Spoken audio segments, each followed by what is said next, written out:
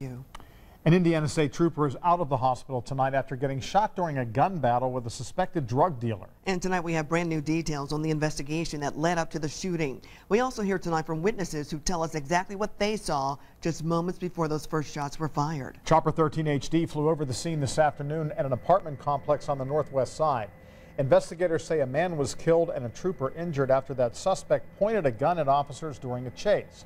State police sources tell Eyewitness News the man had warrants for weapons, was suspected of dealing heroin, and was carrying drugs this afternoon. Now, witnesses told investigators that it looked like the man was trying to fire his gun during that chase, but it didn't go off. Now, this all took place in the Eagle Point Apartments on Dunsany Lane, right near I-465 and 46th Street.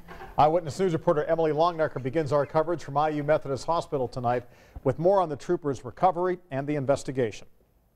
Andrea and John, the injured officer's name isn't being released tonight, and it could be another 24 hours before we know his name. What we do know tonight is that he has been released from Methodist Hospital after being shot in the hand during a gun battle with a suspect. I heard some screams outside my balcony, and then it sounded like I heard like the hustle of people, running, and I was nervous, so I looked outside. But before Aisha Williams could figure out what was going on, then I heard get on the ground. And then Williams saw police running after someone at Eagle Point Apartments. I couldn't get a really in good view of what I was seeing, so I went downstairs.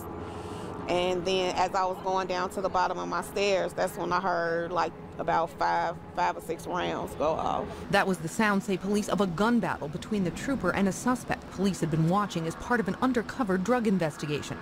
Thursday, that investigation led state police to these West Side apartments, where a trooper wearing a vest marked with the word police approached the suspect. The suspect drew a gun on one of the troopers.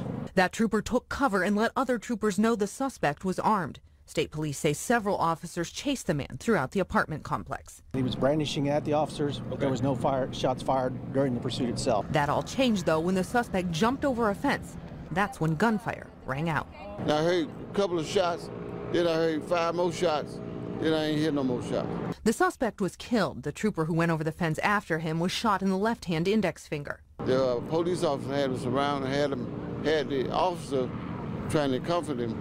But they put him in the ambulance. He was sitting up and talking. When it was over, residents, still unsure of all the details, expressed concern that whatever had happened had taken place right in their midst. Everywhere there's something going on all the time. It's about to be unsafe down here. that's what's going through my mind right now. And at this point, police have not released a name of the suspect. The injured officer is expected to undergo outpatient surgery in the next couple weeks and make a full recovery. John, Andrea? All right, Emily Longnecker reporting live tonight. Thank you. Meanwhile, this evening, a very uncomfortable deja vu for some Northwest Side neighbors this evening. 2 years ago, a Metro police officer died after a shooting in that apartment complex. Earlier tonight, Eyewitness News reporter David McAnally talked with people around the Eagle Point Apartments about the latest gun battle on their doorstep. Lightning does strike twice, it turns out. In that same Northwest Side neighborhood, 2 years apart, 2 police-involved shootouts, ending in fatalities. But I saw a state trooper come flying past in an SUV. And for Thomas Stein, Thursday's deadly chase that ended right here at Eagle Point Apartments brought 2013 back again. Right up there in that front apartment up there. Yep. September 20, 2013, IMPD officer Rod Bradway killed by a suspect in a shootout, just a parking lot's length away from Thursday's shootout, which left another suspect dead and a state trooper wounded. It's a shame that all the wrong people got the guns. Thursday, it was a drug investigation. 2 years ago this month, Officer Bradway was racing in to save a screaming woman's life. It's sad. It's just sad. She's struck by the 2 shootings 2 years apart, too. I was shocked about that, and I'm shocked about this. Because this is mostly a community that we stay to ourselves. We don't bother anybody. A quiet, safe community, she says, and her neighbors agree. Still, it is very disturbing, especially since it happened close to home. Or at least, especially this close to home. It's probably, what, 250 feet away? It's absolutely scary. I mean, I got to look out for this little guy. There's tons of kids in the neighborhood.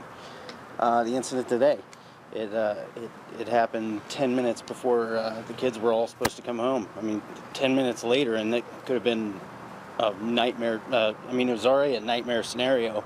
It could have been ugly, really ugly. But like everyone we talked with here, this father-son team felt it's still a safe place to live. I'm of the belief that crime can happen anywhere. Unfortunately, it occasionally tends to turn up in our neighborhood. But a neighborhood that still feels safe, still feels quiet, but is on watch. Back to you.